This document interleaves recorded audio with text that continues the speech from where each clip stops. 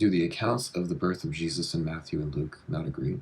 The popular YouTuber Holy Koolaid put out a video on this.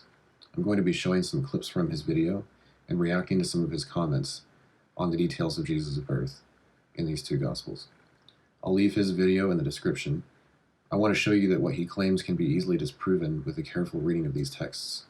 Let's start with the first clip. Jesus is born in Bethlehem, but in Matthew, after Jesus' birth, King Herod hears about baby Jesus, described as the future king of the Jews. He feels threatened and has every baby under the age of 2 slaughtered, while Jesus' parents, Mary and Joseph, escape with their child to Egypt until after Herod's death. Compare this to Luke's gospel, where not only is there no mention of Herod's massacre. So a point that he's going to be bringing up a lot in his video is that Matthew and Luke don't have the same details.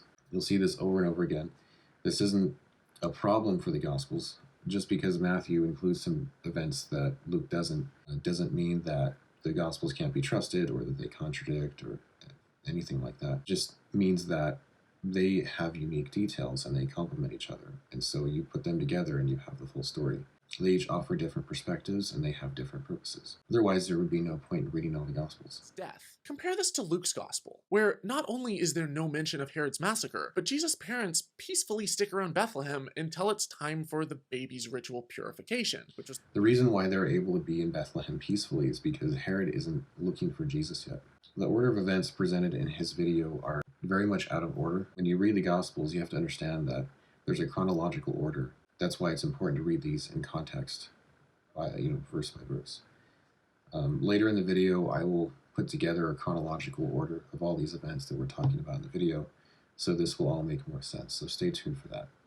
And while there, a righteous old man and a prophetess approach baby Jesus in broad daylight in a crowded temple and start shouting to everyone who will listen that this is the coming Messiah.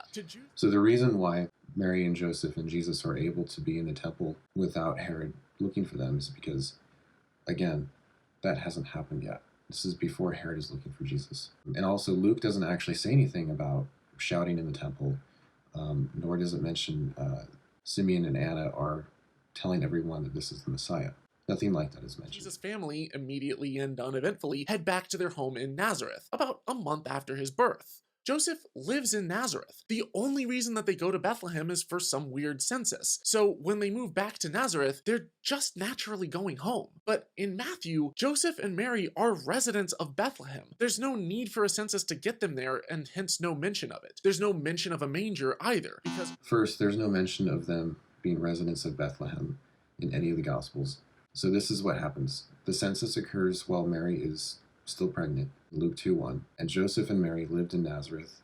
They traveled from Nazareth to Bethlehem for the census, and then Jesus is born in Bethlehem. It does seem that they probably remained there for some time after the events of Luke, and that's where Matthew 2 picks up. It mentions that the Magi came to a house, so they must have had a house, and Herod must have got some kind of time frame from the Magi, and that's why he was looking for boys 2 and under. So they must have remained in Bethlehem for some time. And again, there's a common misconception that the Magi are there at the birth of Jesus, but really they probably came much later.